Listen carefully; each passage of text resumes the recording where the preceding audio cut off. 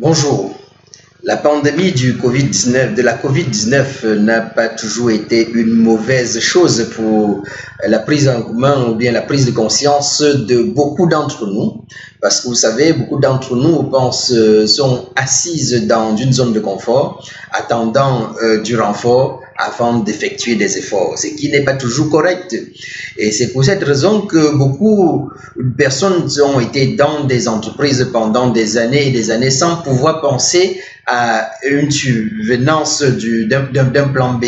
Ils attendent le plan A qui est le salaire, ils ne pensent pas au plan B, et au plan C, au plan D, au plan E, au plan F jusqu'au plan Z pour pouvoir multiplier les sources de revenus, quand bien même ils sont toujours dans un salaire vraiment à la limite du SMIC.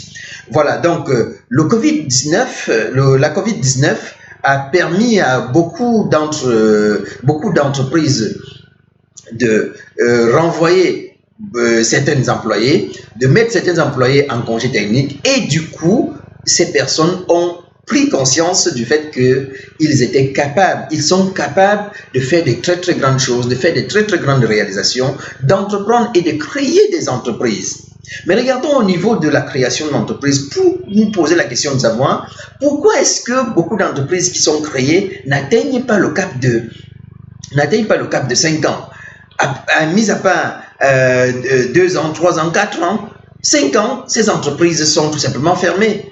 Et celles qui n'ont pas fermé, qu'est-ce qu'ils vous disent dans ces entreprises? Ils vous disent, on pousse, on met la cale. On pousse, on met la cale. On ne sait pas ce que demain va être, nous poussons tout simplement, nous mettons la cale. Aujourd'hui, je vais vous entretenir dans la création d'un projet, dans la création, le travail sur la création d'un projet d'entreprise. Alors, pour créer une entreprise, pour que cette entreprise ne puisse pas faire face à toutes ces difficultés, à la fermeture avant l'âge de 5 ans, ou bien après l'âge de 5 ans, de vous dire je pousse, je mets la cale, je voudrais aujourd'hui vous donner le secret de pourquoi est-ce que certaines entreprises, à peine créées, prennent de l'envol et continuent de prospérer. Il y a un certain nombre de choses qu'il faudrait faire à la base, notamment travailler dans l'enjeu et les défis de l'entrepreneuriat dans votre environnement. Ce n'est pas parce que l'enfant de X a réussi à créer son entreprise, a mis un bas à côté, que le bas a prospéré, que vous aussi, votre bas va prospérer à côté. Ce n'est pas parce qu'on a fait une boutique d'agroalimentaire à côté de votre maison que vous allez créer la deuxième ou la troisième ou la quatrième boutique d'agroalimentaire et vous allez réussir là-dedans. Non, il y a les préalables.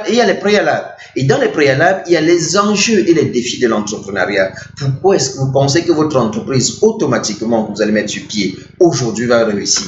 Il y a les préalables de cette création d'entreprise, il y a la structuration d'un projet de création d'entreprise. Comment est-ce que le projet doit être structuré? Il doit falloir regarder l'aspect juridique et fiscal de la création d'entreprise. Il doit falloir documenter votre projet de création d'entreprise, rechercher et mobiliser des financements pour la création d'entreprise, faire une construction des capacités de l'entreprise en termes de création, gérer la phase de lancement des capacités de l'entreprise, regarder les apports des technologies digitales dans la réussite d'un projet de création d'entreprise, la gestion des risques également dans un projet de création d'entreprise, elle est importante. Et c'est d'ailleurs dans ce cap que nous allons pouvoir vous entretenir tout le long du développement que nous ferons avec vous. Alors, si nous voulons regarder dans un premier temps l'enjeu et les défis de l'entrepreneuriat dans votre environnement, pourquoi est-ce que vous pensez que